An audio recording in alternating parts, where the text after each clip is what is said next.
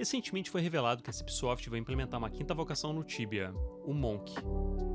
Eu mesmo não acreditei quando me falaram, e quando li o Patch Notes a primeira coisa que eu fiz foi abrir o calendário para ver se não era algum tipo de piada de 1º de abril adiantada. Aparentemente não é, e os monges vão ser realmente a quinta vocação do Tibia.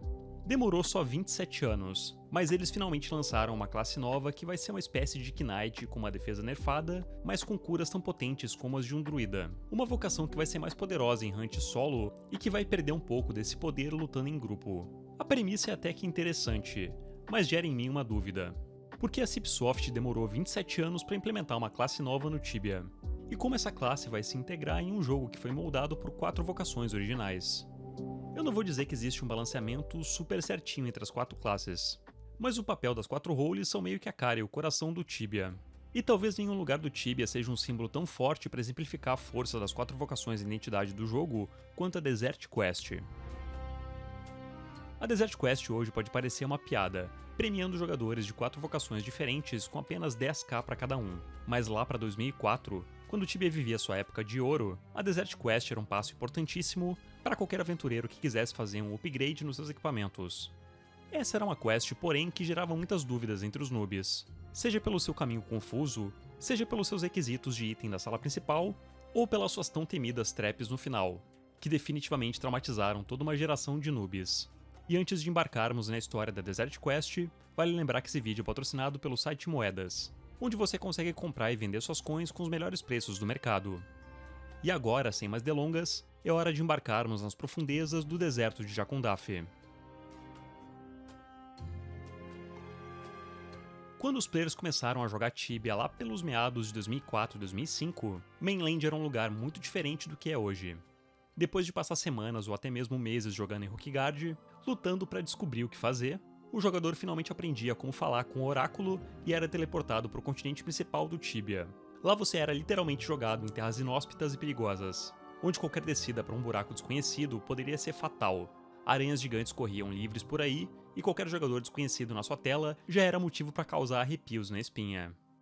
Diferente de hoje, as mortes de low levels eram absurdamente punitivas, e matar low levels era o esporte favorito de muitos PKs errantes, que vagavam nas vastas planícies centrais do continente.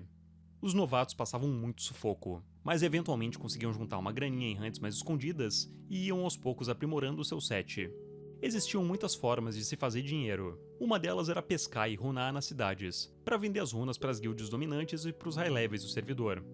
Outra forma, essa para quem não era mago, era a de caçar criaturas fracas em áreas remotas, como as Hotworms de Folda ou as Amazonas do Pântano de Venor.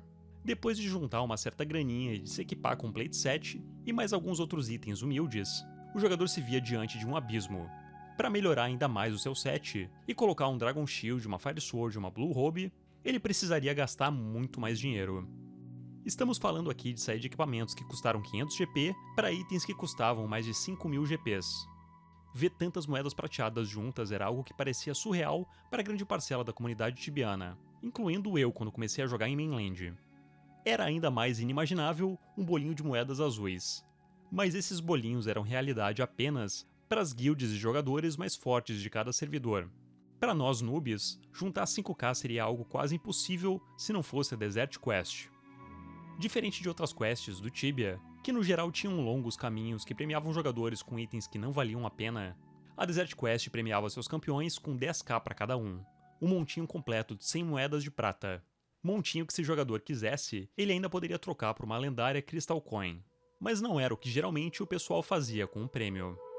O que eu me recordo muito assim, cara, foi que a vida toda é você usando P7, Plate Armor, Plate Legs, uma arma mais ou menos. Aí o que você começa a comprar na época que dava, né? Tipo uma K-Armor, K-Leg, sempre jogando de quina. Compra um shield melhorzinho, uma arma melhorzinha, é o que dava, né, cara?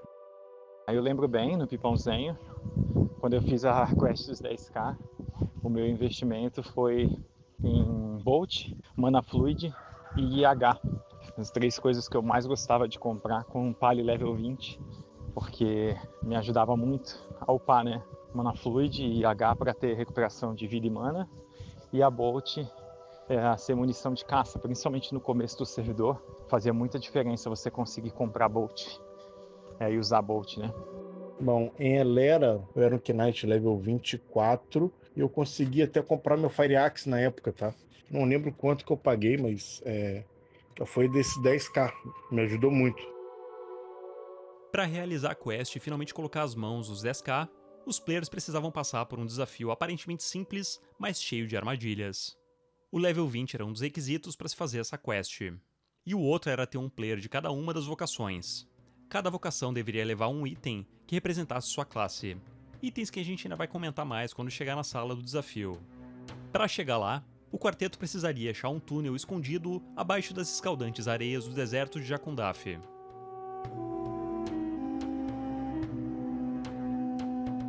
O deserto de Jakundaf se encontra no centro do continente tibiano, e já existia muito antes do surgimento dos desertos de Darash e Ankramum, sendo uma área muito mais antiga que a própria cidade de Venor.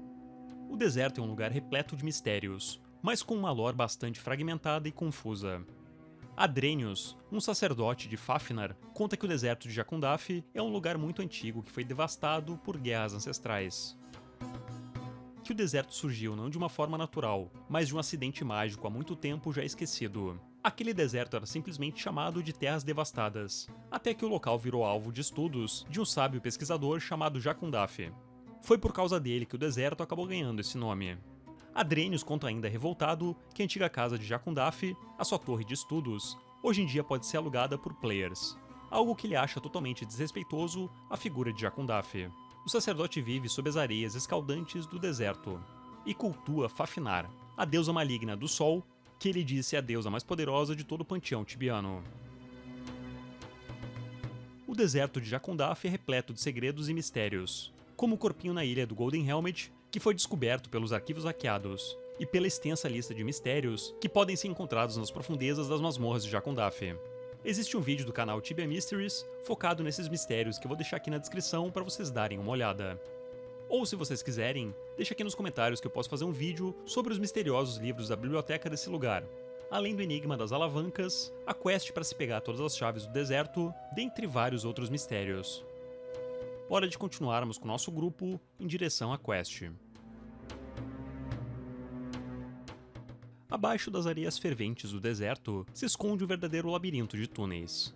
As cavernas aqui são gigantescas e têm diversas passagens, muitas delas escondendo monstros perigosos, enquanto outras passagens são aparentemente inacessíveis e só podem ser acessadas com chaves secretas. Existem dois caminhos para se chegar na Desert Quest. Um caminho é rápido e não precisa de chaves, mas você meio que não pode errar o caminho. E o outro caminho é muito mais longo e você tem que andar por basicamente toda a masmorra, coletando algumas chaves com NPCs que estão escondidos nas profundezas. 99,9% dos players que vieram fazer essa quest optaram pelo caminho curto e rápido. Vamos ser sinceros e aceitar que a maioria de nós players naquela época não ligava muito pra lore, mas sim pro dinheiro que essa quest ia dar. Mas esse caminho curto, apesar de parecer fácil, tinha também suas armadilhas. Ele era repleto de corredores estreitos, e se você desse um passo em falso e caísse no buraco errado, não conseguiria voltar para se juntar aos seus companheiros. Eu me lembro do medo que eu senti da primeira vez que eu entrei nessa caverna, com o meu amigo da escola me dizendo que se eu me perdesse ali dentro eu morreria. Muita gente fazia esse caminho absolutamente tenso e com medo de morrer. Ao chegar no final dele, finalmente alcançamos o salão principal. A Desert Quest é uma quest lendária e super antiga do Tibia, que mostrava a importância de você conhecer pessoas de outras vocações no jogo. Entrando no salão, nos deparamos com 4 pisos especiais com alguns suportes para carvão que têm alguns detalhes que dão pistas para cada uma das 4 vocações. O piso inferior tem 2 estátuas de pedra de guerreiros, e é obviamente o lugar onde o Knight vai se posicionar e colocar no suporte o item que representa a sua classe. No lado esquerdo temos flores, indicando o spot do Druid. No lado direito temos um piso para o Sorcerer, e na parte de cima, por eliminação, dá para se deduzir que esse é o lugar do Paladino. Vai ser o Paladino que vai botar o seu item na mesa e puxar a alavanca, teleportando os 4 jogadores para a sala da recompensa. Os itens necessários para se fazer essa quest são uma Sword para o Knight, uma maçã para o Druida, um Spellbook para o Sorcerer e uma Crossbow para o Paladino. Todos esses itens são bem fáceis de se obter, e todos eles vão ser destruídos ao se puxar a alavanca. Esses itens, apesar de hoje parecerem ridículos e serem pegos, eram meio que um mini desafio para os players noobs da época. A maçã, por exemplo, Era um item muito barato que podia ser comprado em vários NPCs de comida espalhados pelo jogo. Mas pouca gente sabia disso na época e acabava indo atrás de Valkyrias para conseguir dropar a muito custo 1 ou 2 maçãs. Essa maçã, que só precisaria ser colocada em cima da mesa para completar o ritual, com frequência acabava virando o lanche de um druida faminto e entediado, que acabava clicando no item sem pensar, apenas para se arrepender logo depois. Muitas Desert Quests já falharam por causa de miscliques em maçã, o que fazia com que os players mais cautelosos levassem várias maçãs só para garantir. 2 itens que também davam muito problema eram o Crossbow, que era drop de Dragons, e o Spellbook, que era drop de Beholder. Esses 2 itens poderiam ser comprados em NPCs, mas como todo mundo naquela época era completamente quebrado, geralmente as pessoas se arriscavam a entrar em alguma dungeon perigosa apenas para revirar o chão da cave e achar um desses itens dando sopa. É claro que um encontro com um Dragon ou um Beholder poderia resultar na morte do seu Char, que poderia perder o level 20 e atrasar todo o time para fazer a Desert Quest. De todos os itens, a Sword era mais tranquila de ser obtida por ser drop de Hotworm, criatura que sempre foi uma das favoritas dos Knights low level. O detalhe que pegava muito os Knights de surpresa é que apenas a Sword era um item que poderia ser sacrificado, e não qualquer Sword. Ou seja, se o Knight achava que o sacrifício de uma Sword qualquer bastaria, e levasse por exemplo um Sabre para fazer a quest, ele acabaria sem querer atrasando todo o time. Para essa quest, apenas uma Sword iria servir. Eu me lembro de uma série de tópicos no TBBR que eram tipo umas crônicas de comédia, onde tinha a história fictícia de um grupo tentando fazer a Desert Quest várias vezes. Só que essas aventuras sempre acabavam dando errado, e os 4 aventureiros tinham que recomeçar tudo de novo no próximo final de semana. Eu procurei por todo o fórum do TBBR, mas eu não achei essas histórias. Se vocês acharem, deixa o link aqui nos comentários que eu vou dar um coraçãozinho. Aqueles eram contos de ficção, mas que com certeza aconteceram com muita gente que vinha fazer a quest.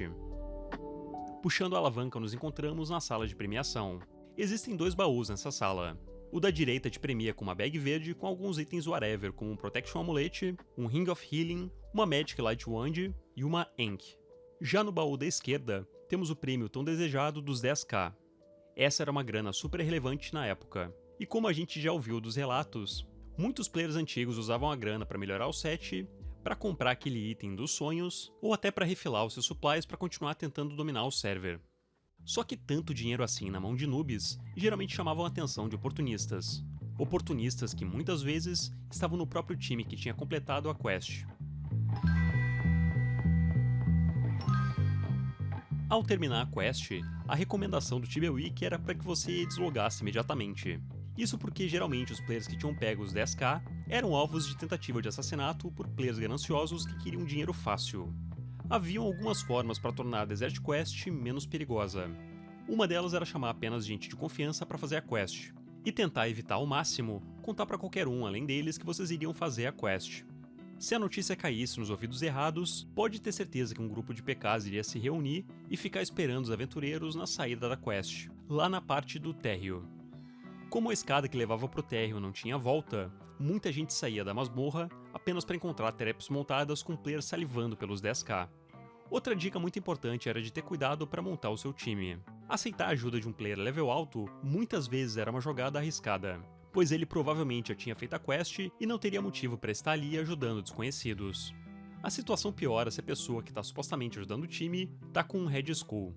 Esse foi o caso de uma Desert Quest feita no servidor de Liberia em 2005 e gravada no Tibia Khan. O time se reuniu para fazer a quest, e Dark Imperial, um paladino level 27 Red Skull, puxa a alavanca.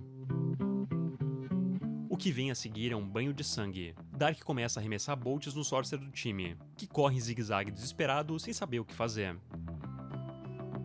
A druida, revoltada, tenta revidar os ataques com Echorivis, que não tem muito efeito em Dark. Ele avisa que o alvo não é ela, e continua a bater no Sorcerer. Depois de matar o feiticeiro, Dark corre para a saída e encontra sua comparsa Mazian, que já estava esperando do lado de fora. Ele joga os 10k pro amigo, pois sabe que se morrer Red Skull, vai perder todos os itens do seu corpo. Dark, na sua sede por mais dinheiro e sangue, começa a bater na druide, apenas para tomar um esporro de Mazian, que diz que a garota não poderia ser morta por eles. Dark se volta então à sua próxima vítima, o Knight Zack, que depois de correr um bocado, acaba morrendo também e perdendo os 10k. Vários players high level rapidamente se reúnem em volta de Dark para tentar resolver a questão, exigindo a devolução dos 20k. Depois de várias negativas, enrolações e de uma fuga alucinada, Dark é perseguido e morto pelo grupo.